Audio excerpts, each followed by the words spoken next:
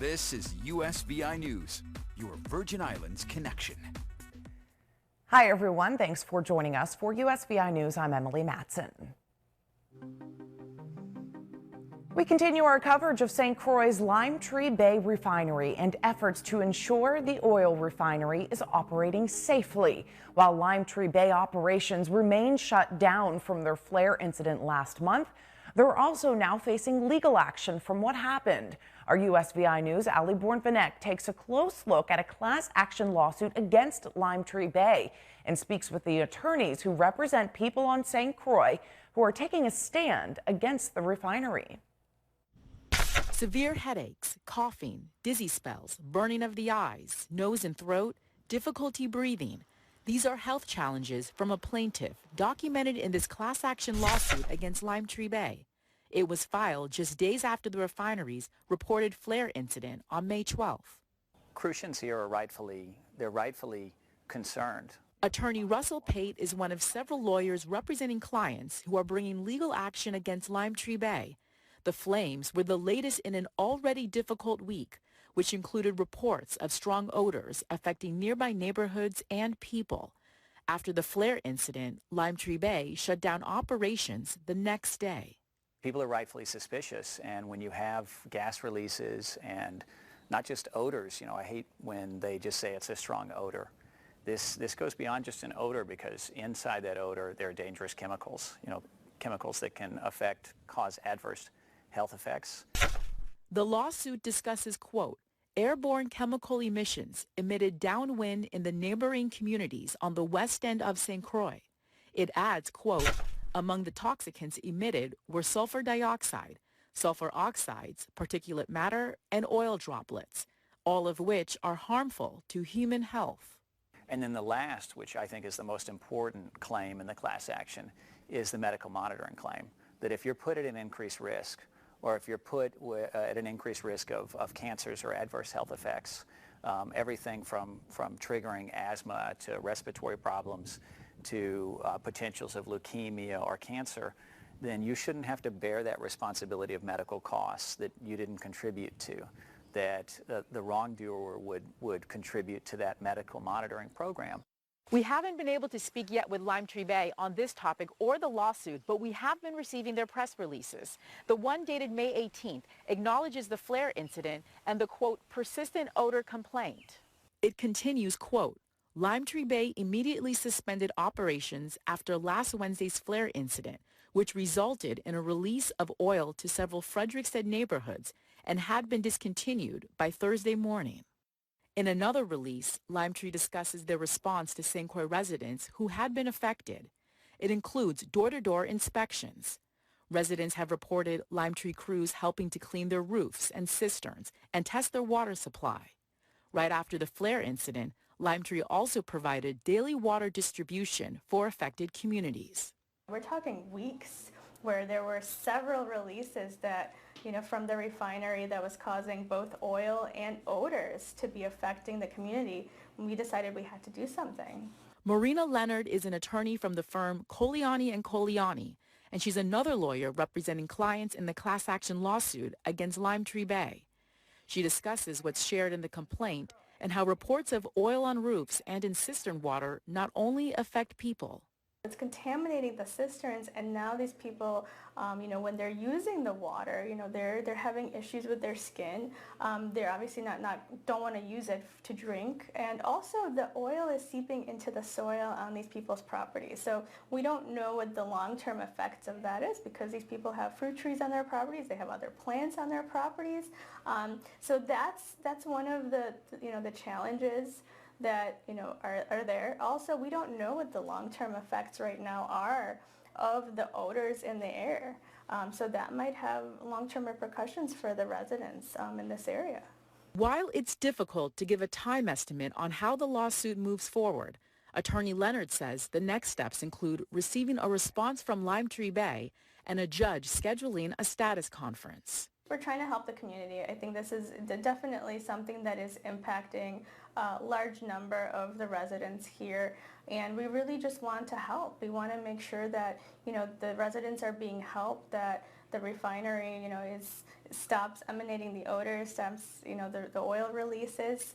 And we want to make sure that for the future, we want to make sure that this island is safe for them to live in and for us to live in as well, for everybody here. In St. Croix, Ali Bornvanak, USVI News. And make sure you stay tuned to USVI News. We will continue to follow this story and bring you the latest developments as they do develop. Now on to health news and the latest on the coronavirus. The U.S. has bought 500 million doses of Pfizer's COVID-19 vaccine to donate to lower-income countries. A person familiar with the move says President Joe Biden is expected to announce the news at the G7 summit this week. All of the doses go through COVAX, which is the international vaccine initiative. They'll be distributed to the African Union as well as 92 low and lower income countries. About 200 million will be sent out this year. The rest will be delivered in the first half of 2022. So as the push continues for 70% of Americans to have at least one dose of the COVID vaccine by July 4th, there's a growing concern about a new highly contagious strain of the virus that's now been detected here in the U.S. Here's a closer look at that and the effort to add kids 11 and under to the list of those eligible to get the shot. As the rate of infections continues to fall, attention across the country is now on the rate of injections. We still have a lot of Americans who have not yet gotten vaccinated. At the current pace, the nation will not reach the president's goal of 70% of Americans with at least one dose of the vaccine by the 4th of July. I just felt in my heart that I did not want to take it. Less than 15% of residents in Russell County, Alabama are fully vaccinated. Antonio Lyles was on the fence about getting the shot until the virus became personal. Once you got it, it was like, bam, bam, Lyle's mom, Catherine, died from COVID-19 just 5 days before she was scheduled to get the vaccine. He got the shot 2 days after she passed.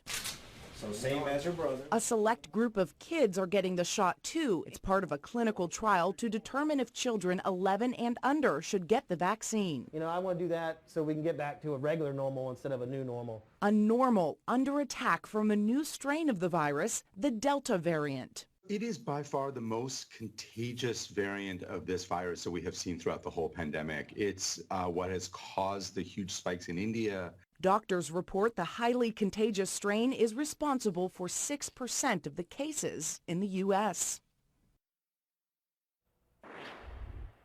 With COVID restrictions lifting nationwide, local lawmakers are optimistic for a busy summer tourism season, which will be crucial for the VI as the industry has taken a big hit over the past more than a year now. But some still have concerns. Our Washington correspondent Matt Knadler brings us all the details. Before the pandemic, tourism was the largest driver of Hawaii's private sector economy. Visitors would spend an average of $48 million per day. So far this year, Hawaii Congressman Ed Case says the results are mixed. If you're talking about domestic tourism, which is tourism from the rest of the United States, that's coming along very, very well. But Case is noticing a decline in international travel, which makes up a significant chunk of the state's tourism industry. The number of tourists visiting from places like Japan and the European Union have been slower to increase. Those who are visiting face stricter COVID restrictions returning home. And that's going to take really a far greater sense of safety and security internationally before that travel starts to come back. Meanwhile, the cruise ship industry, hard hit during the pandemic, is set to resume this summer. This week, Carnival Cruise Lines announced they will require passengers to be fully vaccinated when sailing resumes out of Galveston, Texas this July. U.S. delegates in the Caribbean are hoping the return will boost their local economy. We're continuing to see yachts, boating industry coming down, as well as individual tourists. More than 3 million tourists visit the Virgin Islands each year, most of them coming from cruise ships. Overall, tourism, trade, and related services account for nearly 60% of the territory's economic activity. Although we have not had the type of all of our hotels back up online, particularly on St. Thomas, that people have really done the best that they can. From the Pacific to the Atlantic, it's a slow but steady return as the summer tourism season begins heating up once again. In Washington, Matt Knadler reporting. Matt Knadler reporting from Washington, D.C., keeping us updated over the past several weeks from everything going on there in our nation's capital. Well, Americans are flying at the highest levels now since the pandemic began, but that's also bringing its own set of challenges, including staffing shortages at some of the nation's largest airports. Now the TSA is putting out a call for help. Sam Brock is at Miami International Airport with more. At Miami International Airport, you're seeing signs of hustle and bustle behind me. It looks almost like it was before the pandemic, as so many people are coming out for the first time in 15 or 16 months, getting to the airport and just trying to figure out, where am I going in some cases? At Miami, they're at about 90% of the travel activity levels where we were before the pandemic. TSA nationally, those figures look more like 70%, but rising with more vaccines going into arms. Now, two things are happening simultaneously right now. One, there's an increase in demand from passengers, but also we're seeing reduced staffing levels. The Washington Post reporting that the TSA issued a memo warning that the 130 largest airports in the country could be looking at staffing shortages as soon as later this month. The agency right now doing what it can to hire more people. TSA tells NBC News they've hired around 3,100 new officers, security officers, as well as attempting to bring on a couple thousand more by the end of summer to reduce some of that congestion. To do that, they're converting some part-time employees to full-time employees and using incentives like $1,000 style signing bonuses to get people on board. But be warned, your experience at the airport right now is not going to be what you remembered from before the pandemic, starting with the concessions and the restaurants, some of those not being fully staffed, to the fact that security lines and check-in counters are going to be longer in some cases. Make sure you leave several hours of time just in case.